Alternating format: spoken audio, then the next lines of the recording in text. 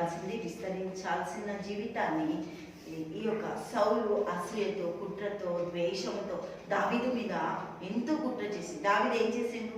సౌలుని కాపాడడానికి తన ప్రాణాలు కూడా పలంగా పెట్టి గొల్యాతుతో ఆ యుద్ధాన్ని జయించింది. కానీ సౌలు ఇచ్చిన మాట మర్చిపోయిండు. దేవుడికి మహిమ కలిగింది కాక ఏం చేసిండు? మొదటి సమయంలో 18వ అధ్యాయము 19వ వచనం చూద్దాం. అయితే సౌలు కుమార్తె అయిన మెరాబును దావీదుకు ఇవ్వాల్సి ఉండగా సౌలు ఆమెని మహోలాతీయుడైన అద్రియేలుకి ఇచ్చి పెళ్లి చేసేను. దేవుడికి మహిమ కలుగుతుంది కాక ఏం చేసేసిండంట? పెళ్లి చేసేసిండు, అద్రియేలుకి ఇచ్చేసిండు. ఎంత భయంకరమైన టైం కదా. రేపు పెళ్లి జరగాల్సింది దావీదుతో, అన్ని సిద్ధపడ్డాయి. అందరూ నోట దావీదు భార్య మేరాబు అని వాళ్ళు చెప్పుకున్న ఆ సమయంలో, వాళ్ళు కూడా కలలు కంటున్న సమయంలో, వాళ్ళు వాళ్ళ జీవితాన్ని దేవునికి అప్పగించుకున్న సమయంలో ఈ భయంకరమైన పరిస్థితి, తండ్రి యొక్క ద్వేషానికి గురి అయిన మేరాబు, తండ్రి యొక్క అసూయకు బలి అయిపోయింది మెరాబు జీవితం. అద్రియేలుకి ఇవ్వబడ్డది. అద్రియేలులో ఫలింపు లేదు. దావీదులో ఉండాల్సిన ఫలింపు అద్రియేలులో లేదు. 5 కుమారులు మెరాబుకు, తన భర్త, తన యొక్క జీవితం నరకపాశం అయిపోయింది. హల్లెలూయా, దేవునికి మహిమ కలుగుగాక.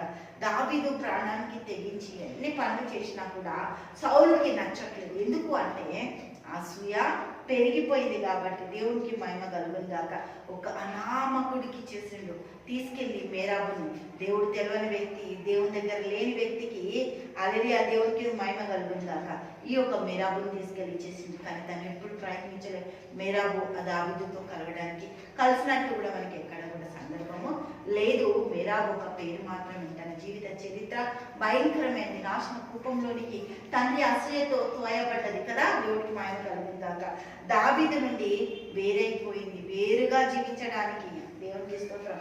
ఆమెకు ఇష్టము లేకపోయింది. ఆమె అనొచ్చు కదా, అరే దావీదు మా నాన్న జీవితాన్ని కాపాడిండు, నా కుటుంబాన్ని కాపాడిండు, నా దేశాన్ని కాపాడిండు, నా ప్రజలను కాపాడిండు, నన్ను కూడా కాపాడాడు. మా నాన్న ఇట్లా కుట్ర పండుకుండు, అద్రియేలుకి ఇస్తుండు, ఏమంటావు దావీదు అని ఒక మాట ఎక్కడ తను మాట్లాడలేదు. తండ్రి మాటకు విధేయత చూపించి తన జీవితాన్ని నాశన కుప్పంలోనికి తీసుకెళ్ళిపోయింది. ఆకస్మికంగా ఆమె చనిపోయింది. 5 కుమారులు చనిపోయిండు, భర్త చనిపోయిండు. ఎటువంటి జీవితం ఆమెలో. హల్లెలూయా, దేవునికి స్తోత్రం. ఆమె గొంతు ఎక్కడా విప్పలేదు. ఆమె గొంతు విప్పలేదు. మూగబోయింది ఆమె జీవితం. మూగబోయిన జీవితాన్ని నాశన కుప్పంలోనికి తీసుకెళ్ళిపోయింది. మేరాబు జీవితం ఫలించాలి కదా.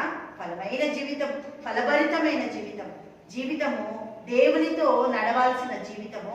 అనామకుడికి, దేవుడు తెలియని వ్యక్తికి, దూర ప్రాంతంలో ఉంటున్న వ్యక్తికి మేరాబుని దేవుడు ఇవ్వాల్సిన దావీదుకు ఇవ్వకుండా దూరంగా ఉన్న అద్రియేలుకి, హల్లెలూయా, దేవునికి మహిమ కలుగుతుంది కాక, భయంకరమైన పరిస్థితుల్లో తను పెళ్లి చేసుకోవాల్సి వచ్చేసింది. ఫలింపులో నుండి ఎండిన భూమిలోనికి పడిపోయింది. హల్లెలూయా, మేరాబు ఒక జీవితం. తండ్రి యేసానికి స్తోత్రాలు, గొప్ప అద్భుతకర, ఆశ్చర్యకర, నీకే స్తుతులు స్తోత్రాలు చెల్లిస్తున్నాం. అన్ని రంగాల్లో బిడ్డలని ఆశీర్వదించి దీవించి నీ సహాయత తెచ్చి, నీ కృపని ఇవ్వండి, నీ దండిత తెచ్చి, నీ మహిమతో నింపండి. యేసు నామమున నీ అద్భుత ఆశ్చర్యకారాలు తెచ్చి బిడ్డల్ని నీకు అప్పగిస్తూ ప్రార్థిస్తున్నాము తండ్రి. ఆమేన్.